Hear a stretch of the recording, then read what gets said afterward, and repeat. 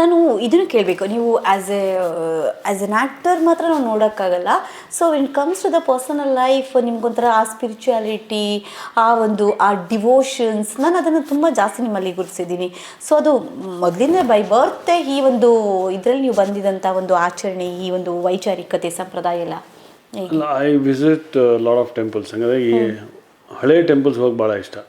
ಈ ಹೊಸ ಟೆಂಪಲ್ಸ್ಗಿನ 800 ವರ್ಷ 1000 ವರ್ಷ ಅಲ್ಲಿ ಎಷ್ಟೋ ವರ್ಷ ಮಂತ್ರಗಳು ಹೇಳಿರ್ತಾರೆ, ಆ ವೈಬ್ರೇಷನ್ಸ್ ಇರುತ್ತೆ.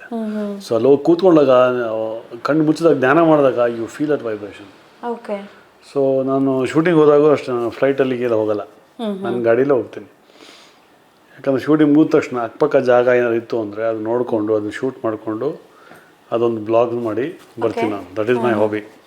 ಸುಮ್ಮನೆ ಫ್ಲೈಟಲ್ಲಿ ಹಿಂಗೆ ಹೋದಾಗ ಇಳ್ದ ಬಂದ ಸೊ ಮುಗಿದ ತಕ್ಷಣ ನಾನು ಸುತ್ತಮುತ್ತ ಜಾಗ ನೋಡ್ಕೊಂಡು ಕವರ್ ಮಾಡ್ಕೊಂಡು ಬರ್ತೀನಿ.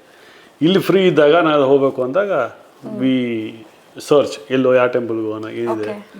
ಸೊ ಏನಾದರೆ ಟೆಂಪಲ್ ಮಾಹಿತಿ ಕೊಟ್ಟಂಗೂ ಆಗುತ್ತೆ, ನಮಗೂ ಹೋದಂಗೂ ಆಗುತ್ತೆ. ಎಷ್ಟೋ ಜನ ಕೇಳಿದಾರೆ ನಿಮ್ಮ ವಾಗ್ ನೋಡಿ ನಾವು ಎಷ್ಟು ಟೆಂಪಲ್ಗೆ ಹೋಗಿ ಬಂದಿದ್ದೀವಿ. ನೀವು ಅದನ್ನೆಲ್ಲ ನೀಟಾಗಿ ಡಿಸ್ಕ್ರೈಬ್ ಮಾಡ್ತಾ ಇರ್ತಾರೆ. ಎಸ್ಪೆಷಲಿ ಕುಂಭಮೇಳ ಹೋಗಿದ್ದಂತ ಎಷ್ಟು ಜನ ಫೋನ್ ಮಾಡ್ತಾ ಇದ್ದಾರೆ ಅಂದರೆ ಸುಮಾರು ಜನ ಫೋನ್ ಮಾಡ್ತಾರೆ.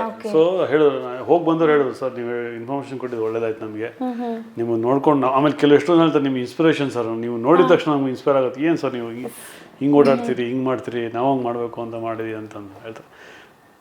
ಬಂದಿದ್ದಾರೆ ಆ ಥರ ಸ್ಪೋರ್ಟ್ಸ್ ಆಗಲಿ ಇದಾಗಲಿ, ಅದನ್ನ ಎಷ್ಟೋ ಜನ ನಮ್ಮ ನೋಡಿ ಮಾಡಿದರೆ ನಮ್ಗೆ ಖುಷಿ ಆಗುತ್ತೆ. ಅಟ್ಲೀಸ್ಟ್ ನೋಡ್ಬಿಟ್ಟು ಆಗತ್ತಲ್ಲ ಅವ್ರಿಗೆ ಅಂತ ಹೇಳಿ.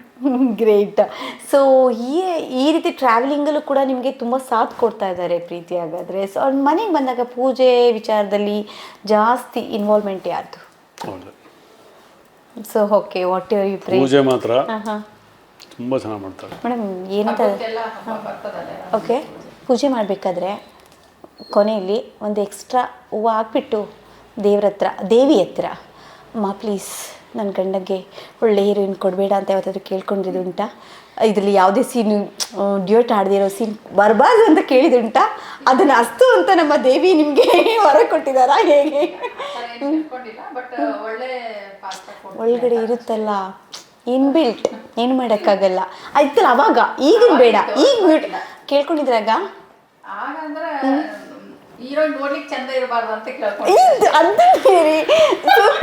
ನಾನು ಹಿಂಗೆ ಬಂದ್ರು ಅದನ್ನ ಕೇಳಿದ್ರು. ಸಿನಿಮಾ ಓಡಬಾರ್ದು ಅಂತ ಹೇಳಿ ಪ್ರೊಡ್ಯೂಸರ್ ಏನಾಗಬೇಕು ಮುಂದೆ ನಮ್ಗೆ ಯಾವ ಸಿನಿಮಾ ಸಿಗಬಾರ್ದು. ಮೋಸ್ಟ್ಲಿ ಅದಕ್ಕೆ ನಾವು ವಿಲನ್ ಆಗಿದ್ದು ಅನ್ಸುತ್ತೆ.